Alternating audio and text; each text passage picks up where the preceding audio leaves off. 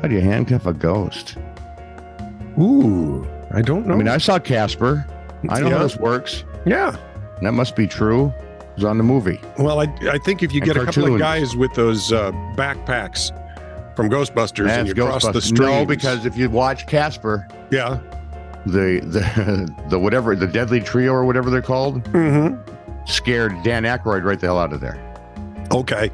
Well, then I was just dead wrong. Even Father Sarducci couldn't do anything. All this is to say you're listening to This Is Truly News. Thank you.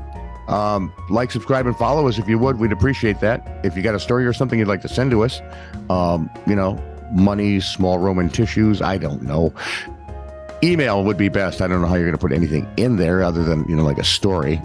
Ooh, I like stories. TITR@netradio.network. And, of course, you can comment wherever you happen to find us. Or boycott wherever you happen to find us. Yeah, we don't care. 6 of one, half a dozen of the other. Thank you for your support. This is True, Really News with Scott Combs and Tony Vercanis. All the news you're about to hear is true. Really? As far as you know. So, Tone, in our younger days, we might have done a little... Did we have younger days? A little imbibing. No.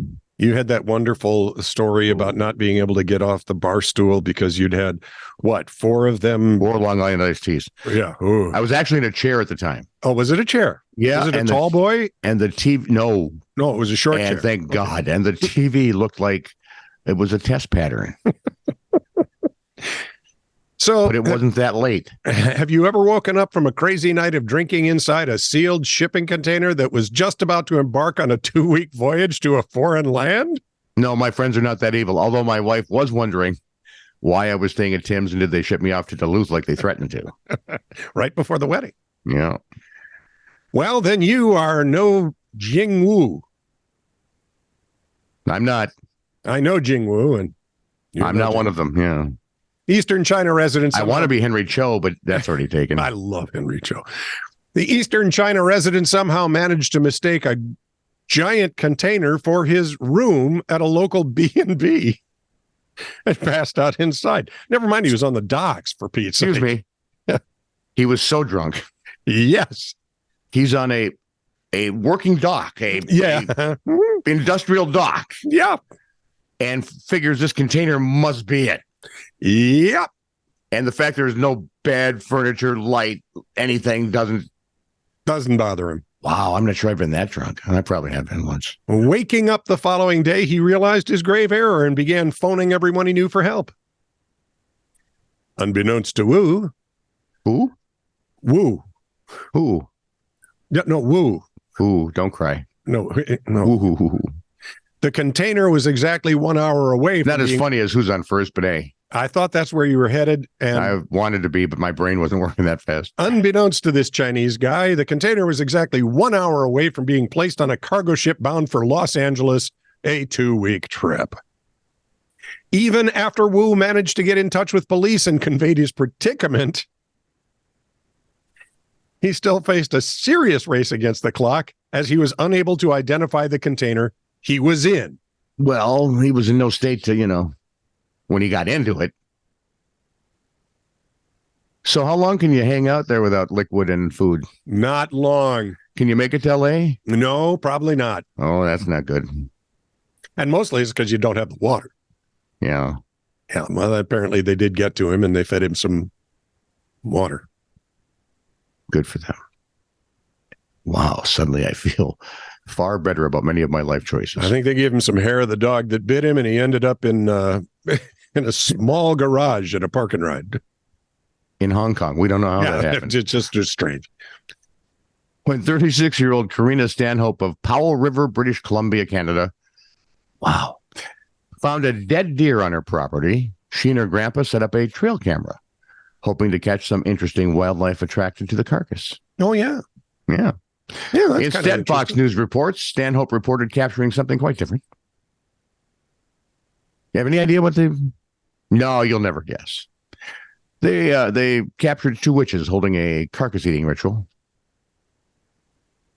Oh, Grandpa said he got naked people on the camera, and I said, no, you didn't. So he showed me. Yep. Son of a gun. Two people showed up shortly after sunset and appeared to be wearing long wigs. You can't really tell from the photos, but the hoof was brought right up to her mouth. I don't know if she was kissing it, smelling it, or trying to eat it. But to touch a decaying carcass like that kind of makes you a little queasy. Stanhope is hoping the incident was some sort of bizarre prank. He decided not to contact police because there was technically no crime committed. Wow. That's just slightly disturbing. Come on, now the Addams family suddenly looks normal? This is right. Not good. Here's a true story. Sometimes I get bored and listen to the dispatch radio for my county. One day while listening, they started saying something like, suspect took a right down 3rd. So I thought there might be a chance it was my street, ran downstairs, out to the front porch to watch for a car chase.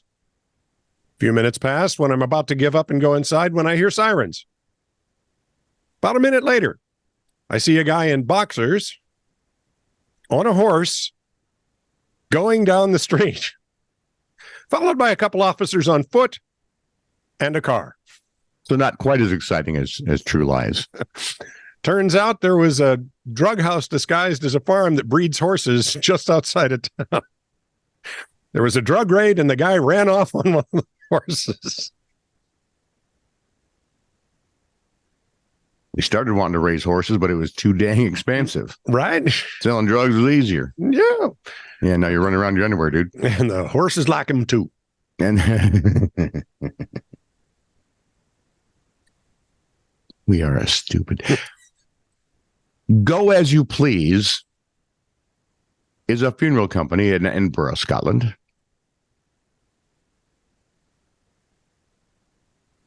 They're hoping to break. See, I had all sorts of things what it could be, but Go As You Please. Funeral company would have been way down the list. I would much prefer Go When You Please.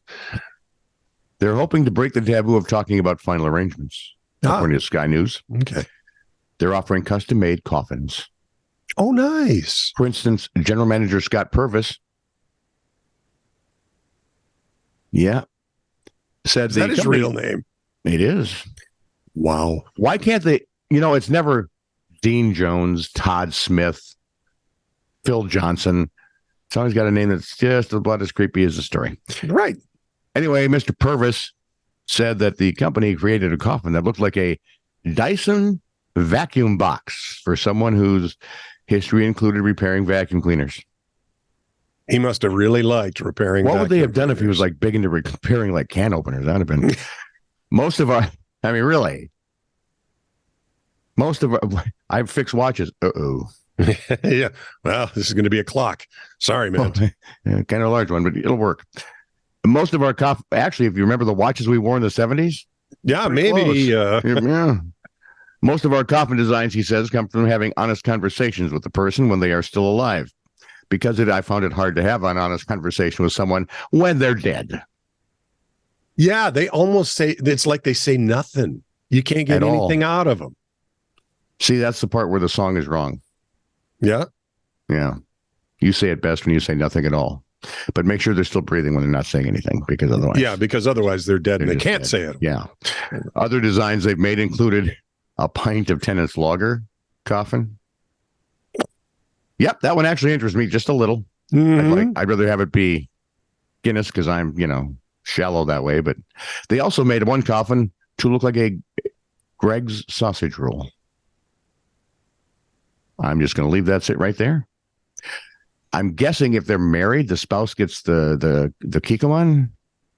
You got the sausage roll, you got the soy sauce. You're good for life. All the kids can be part of an Uncle Ben's box. I don't know. This is true, really news. Send email to TITR@netradio.network.